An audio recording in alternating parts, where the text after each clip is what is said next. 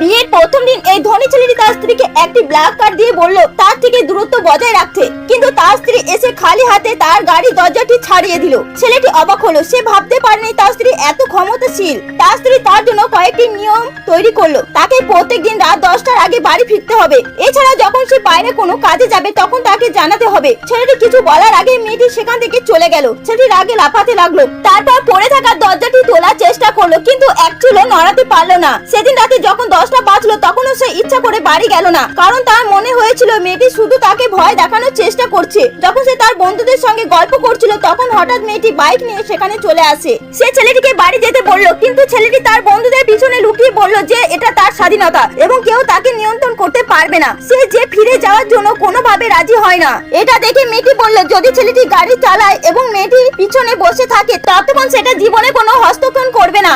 এটা শুনে ছেলেটি মনে পড়লো সে একসময় রেসিং চ্যাম্পিয়ন ছিল। তার বিশ্বাস ছিল যে তার গাড়ি চালানোর দক্ষতা এবং সাহস মেয়েটির চেয়ে অনেক ভালো, তাই সে সঙ্গে সঙ্গে রাজি হয়ে গেল। কিন্তু গাড়িতে ওঠার পর তার আফসোস হলো, আশা করেনি যে মেয়েটি জেতার জন্য এমন পথ অবলম্বন করবে। সে গাড়ি থেকে নামার চেষ্টা করলো, কিন্তু মেয়েটি চোখ বন্ধ অবস্থায় জোরে গাড়ি চালাতে শুরু করলো। ছেলেটি চিৎকার করতে লাগলো, গাড়িটি আরো দ্রুত চলতে লাগলো। ছেলেটি প্রতিজ্ঞা করলো যে সে তার সমস্ত কথা শুনবে এবং তার সাথে বাড়ি ফিরবে। এটা শুনে মেয়েটি ব্রেক কষলো। গাড়ি পার্কিং করার পর ছেলেটি মেয়েটিকে অপেক্ষা করতে বলল। এরপর সে তার বডিগার্ডদের জানালো তারা যেন মেয়েটিকে হেনস্থা করার ভান করে, যাতে পরে সে নিজে গিয়ে মেয়েটিকে বাঁচাতে পারে। সে তার সামান্য কিছুটা সম্মান ফিরে পেতে চেয়েছিল। ঠিক সেই মুহূর্তে মেয়েটি চুপচাপ তাকে খুঁজতে এসেছিল। ভূতের মধ্যে এক বিশাল দল তাকে ঘিরে ফেললো। এরপরে ছেলেটি ফোন পেলো যে মেয়েটি বিপদে পড়েছে। ছেলেটির সঙ্গে সঙ্গে একটি লাঠি তুলে নিয়ে তাকে বাঁচাতে গেল। ময়ূরীটি বলল যে সে একাই সামলে নিতে পারবে, কিন্তু ছেলেটি বলল যে যেহেতু তার বিবাহিত